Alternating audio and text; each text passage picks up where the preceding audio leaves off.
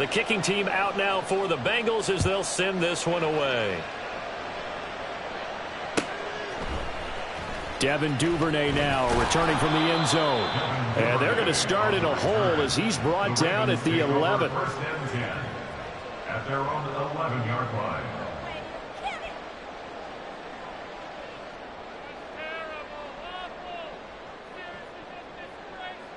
Jackson and the Ravens come up now 1st and 10 at their own 11.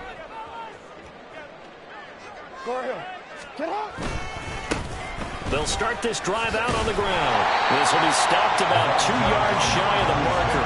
8-yard gain, 2nd and 2. He was solid last week, over 100 yards in their victory on the ground. They want to get that going again. Absolutely. What they also understand is that from week to week, it's not necessarily the same, but they want it to be, right? What they saw last week on the ground, they want to see in this game as well.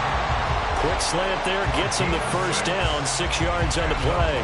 The Ravens at 5-1 here in this early part of the season. And they coming on a pretty good roll here, winners of 3 straight. And I thought that they played pretty well last week. Their execution, their discipline, their resilience, all on display in that victory.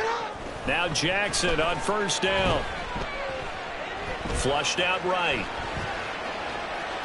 And seeing no options, he just tosses this one away, incomplete.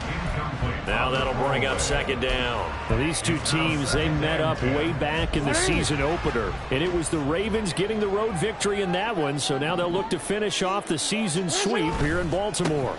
On 2nd down, they'll run it here. Down the numbers. There he goes. Inside the 20. And he is into the end zone for a Baltimore touchdown. A great play there. His 8th rushing touchdown on the year. And the Ravens respond to that opening drive touchdown with one of their own. You get in a 2nd and long situation down here in the red zone, I'd say most defensive coaches would think pass. Let's bring some pressure. So this is kind of a tendency breaker here to hit him with something on the ground. And he'll take it all the way into the end zone.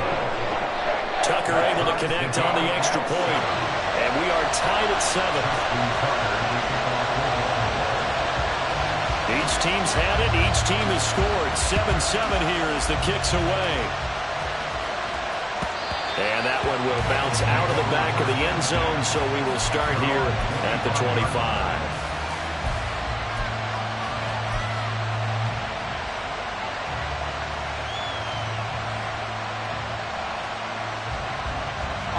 The Cincy offense about ready to go here on their next drive. Well, partner, coaches always say that every play is designed to score a touchdown. Sometimes that's not really true, but last drive, that was the case. One play to get into the end zone, and now they'll try to duplicate that success here. And it's rare for those moments to happen. Incredible when they do. And you saw the celebration.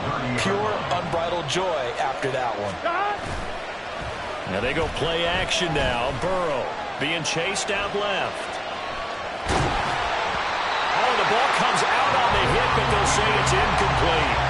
Well, look at this Baltimore defense. They were terrific last week in the victory over Kansas City. One thing you always look for when you're evaluating a defense, how opportunistic are they? How many takeaways do they get? How about last week's game? The number was 6. Phenomenal performance. They come up now 3rd and 5 following the incomplete pass.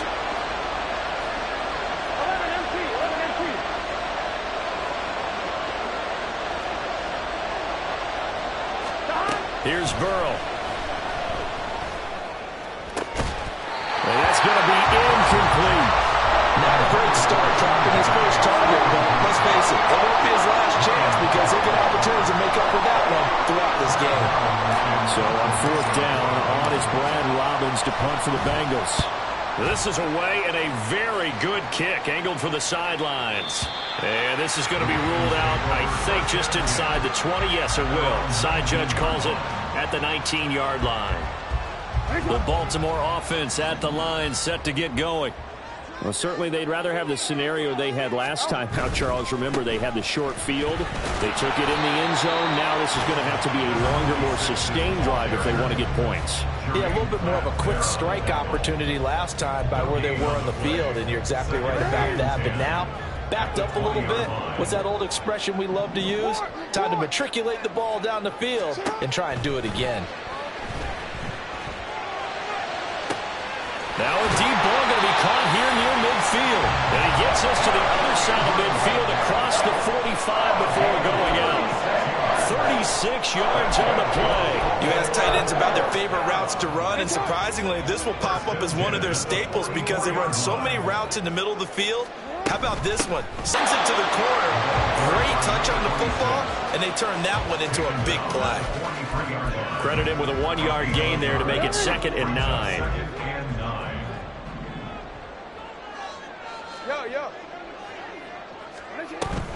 Off the play fake. Here's Jackson. A short throw caught by Andrews. So give him 5 yards there on the pitch and catch. And now we've got a 3rd and 4. Now this defense for the Bengals very strong in that victory a week ago. Yeah, and what stood out to me on tape, the way they were flying to the football. So that tells me that they've got all their assignments down, and they're playing with extreme confidence. Oh, and a bad throw there. It's intercepted.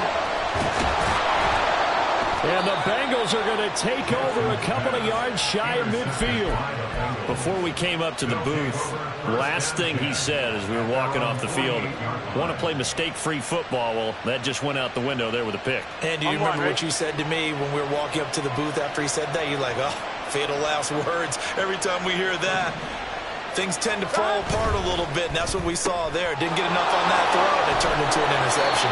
And he's able to get this one down to the 40-yard line. Nice way to start the drive, a gain of 12 and a first down.